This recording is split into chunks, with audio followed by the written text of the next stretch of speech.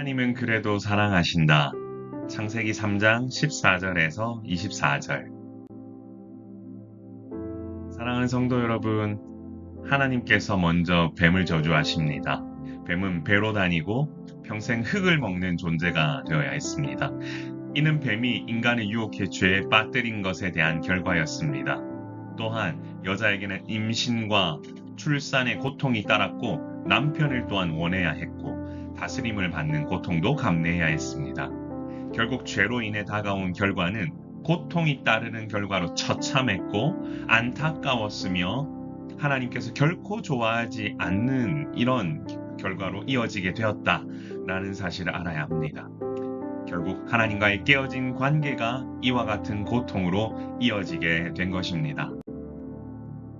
아담에게는 흙으로 돌아갈 때까지 땅을 경작해야 하는 고통과 수고가 따랐습니다. 너는 흙이니 흙으로 돌아갈 것이니라는 말을 보며 죄로 인해 발생한 결과가 얼마나 무서운 것인지를 알게 됩니다. 하나님께서 먹지 말라고 하신 것에 대해 지키는 것이 답이겠지요. 하나님과의 관계가 단절된 순간 찾아오는 고통은 상상을 초월합니다. 결국 대리 통치자로서의 권한에 대한 기쁨도 잠시 저주받은 존재로 살아야 하는 상황이 된 것이지요. 이처럼 하나님께서 주신 질서 속에서 하나님을 따르는 자는 복을 누리지만 그렇지 않은 자에게 따르는 저주의 고통은 상상을 초월한다는 것을 알아야 하겠습니다. 하지만 심판의 상황 속에서도 하나님께서는 이들을 향한 긍휼과 사랑을 베풀어 주셨습니다. 아담은 그의 아내를 모든 산자의 어머니라는 의미를 지닌 하와로 부르게 되었습니다. 비록 죄로 인해 죽음이 찾아왔으나 하나님께서는 여자를 통해 생명 역사를 계승해 갈 수 있도록 보여주신 거지요. 또한 하나님께서는 아담과 하와에게 가죽 옷을 입히시며 인간의 수치를 가릴 수 있도록 그들을 보호하셨습니다. 이처럼 하나님께서는 이런 상황 속에서도 그들을 돌보셨고 그들에게 사랑을 베푸셨으며 생명의 역사를 이어갈 수 있도록 인도하셨습니다.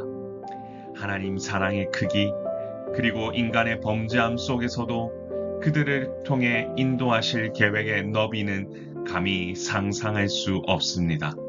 생명의 역사를 이루기 위해 준비하시는 하나님의 손길을 안다면 하나님의 백성된 우리는 믿음으로 이 길을 가기 위해 힘써야 할 것입니다.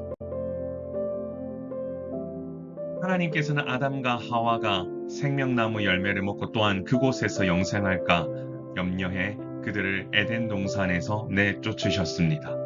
그들은 이미 범죄한 존재였습니다. 그들을 에덴 동산에 두실 수가 없었습니다. 결국 하나님께서는 에덴 동산에서 그들을 내보내어 땅을 갈게 하셨는데 이것은 하나님의 심판이기도 하지만 또한 그들에게 보여주셨던 긍휼이기도 하다는 것을 여러분 아셔야 합니다. 물론 타락전에는 하나님께서 모든 것을 풍족하게 제공해 주셨으나 타락한 이후에는 그들이 스스로 노동을 해서 생존해야 되는 존재가 되었습니다. 이것은 인간의 죄로 인해 가장 큰 상실이자 분리이기도 합니다. 하지만 하나님께서는 이들이 땅을 경작하면은 생존할 수 있도록 보존하시고 유지하실 수 있도록 또 다른 기회를 이와 같이 열어주셨다라는 사실도 기억해야 합니다. 중요한 것은 인간은 하나님과 단절된 상태로 살 수 없다.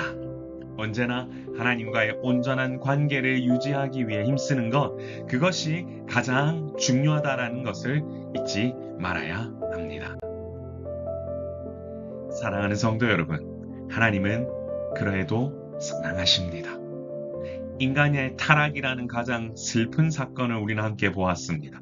뱀의 유혹에 넘어간 아담과 하와는 하나님의 명령을 어기고 죄를 짓게 되었고 그 결과 에덴 동산에서 쫓겨나는 고통과 죽음을 맞이합니다.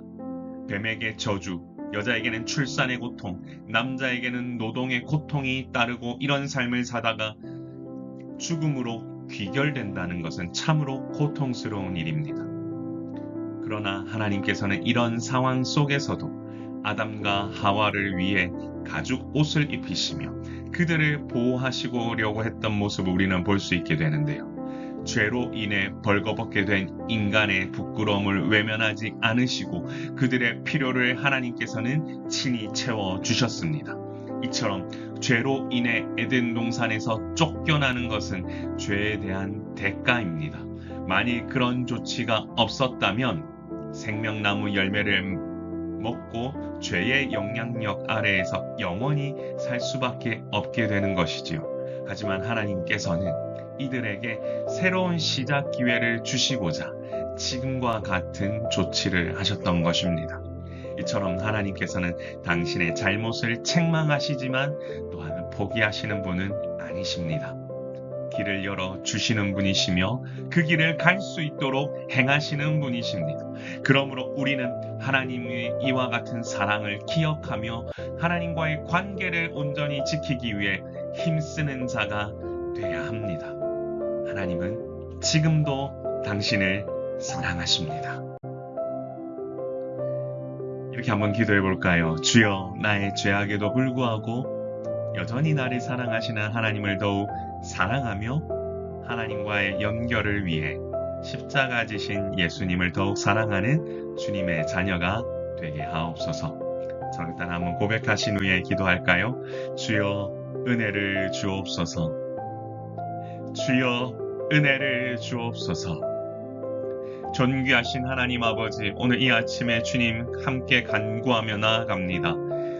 어리석은 우리는 주님 앞에 죄범한 존재로 아버지 하나님, 이 어리석은 삶을 지금도 영위하고 있으나 그럼에도 불구하고 우리를 사랑하신다며 이 시간에도 우리를 지키고 보호하시는 그 하나님의 놀라운 사랑을 알게 하심에 진실로 감사와 찬송을 올려드립니다. 우리를 위하여 하나밖에 없으신 독생자 예수 그리스도를 우리에게 보내주시고 그로 말미암아 죄범한 우리가 다시금 살아날 수 있도록 이 땅 가운데에서 아버지 하나님 지키시고 보호하신다는 그 사실을 알게 하심에 진심으로 감사와 찬송을 올립니다.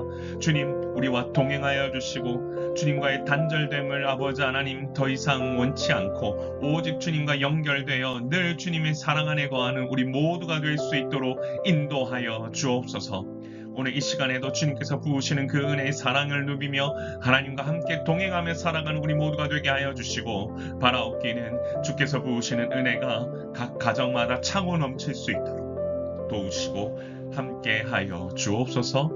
오늘 이 시간도 주님과 함께 동행하기를 소원하며 살아 역사하셔서 우리와 동행하여 주시는 예수 그리스도의 이름으로 간절히 기도드리옵나이다.